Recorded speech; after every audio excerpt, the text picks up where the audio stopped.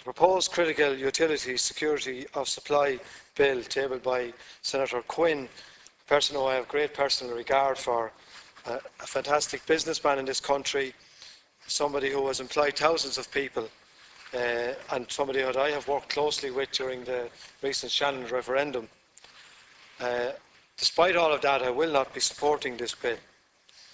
This motion, or this bill, seems to me to be seeking to highlight the plight of ESB workers in order to introduce this counterproductive piece of legislation that has provision for up to 5 years imprisonment of workers who decide and choose to strike. I have to say that strike is the last act of a worker in dispute. When we talk about ESB workers, we almost blame them in some cases for the jobs that they have. We do forget that they're the same ESB workers who exactly 3 years ago today were out in blizzards of snow putting back services and restoring power for weeks on end during that period for the people of Ireland. They're the same people that we're talking about, in some cases talking about them being privileged and having jobs where they haven't the right to strike. We are in the fortunate position as a country tonight that the lights will be on for Christmas. And I want to put on record my appreciation to the Labour Relations Commission, to the trade unions involved, and indeed to the ESB management for their efforts to resolve this dispute. Churchill famously said one time, "Chaw-chaw is better than wah-wah," and in this instance, chaw-chaw proved to be the winner. The workers involved themselves through their union in healthy horse trading and transparent bargaining, which is part of any democracy, and Ireland is no different. But what seems to be lost in all of this is empathy for the workers involved themselves.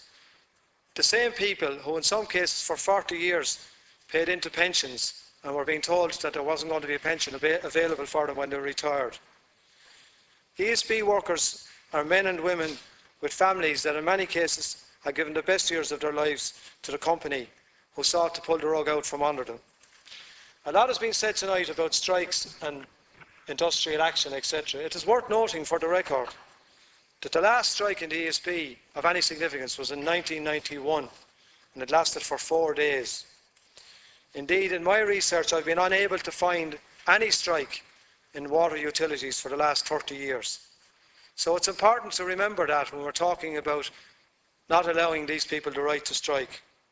I commend the spirit and solidarity and hope that the actions of these people show the public the power of the collective and a clear demonstration of the importance and relevancy of the trade union movement 100 years after the Dublin lockout. Pay, pensions and working conditions of all workers in this country have been dramatically eroded since the beginning of the recession. And now that we are entering a post-bailout Ireland, we have the opportunity to shape our society and our economy.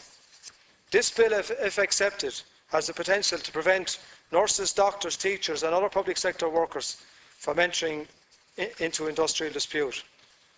What kind of anti-worker message is that?